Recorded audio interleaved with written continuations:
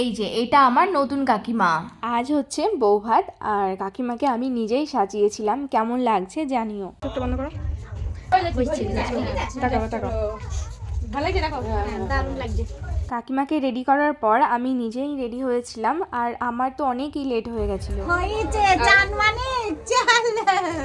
তারপর আমরা সবাই মিলে ছবি তুললাম কাকিমার সাথে।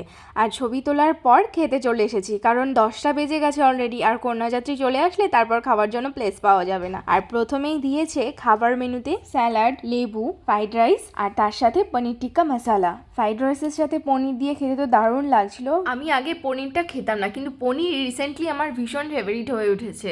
তারপর খেতে না খেতেই দিয়ে গেল পাঁপড় ভাজা আর তার সাথে সাথে লাল শাক। তারপর খেলাম মাছের মাথা দিয়ে মুগ ডাল। এরপর দিয়েছিল আমার পছন্দের এঁচোড় চিংড়ি। এঁচোড় চিংড়িটা কিন্তু দুর্দান্ত হয়েছিল। তারপর খেলাম চিকেন কষা দিয়ে ভাত। বিয়েবাড়ির কিন্তু চিকেনটা দারুণ হয়, অনবদ্য স্বাদের, তাই না? আমার তো বেশ ভালোই লাগে। তারপর ছিল আমের চাটনি আর পাঁপড় ভাজা, আর সব শেষে একটা নিয়ে নিলাম রসগোল্লা। 2000 years later. আর এই যে দেখো, বিয়ে বাড়িতে যেটা ছাড়া অসম্পূর্ণ থেকে যায় সেটার জন্য চলে এসেছি সবাই রাস্তায় একসাথে।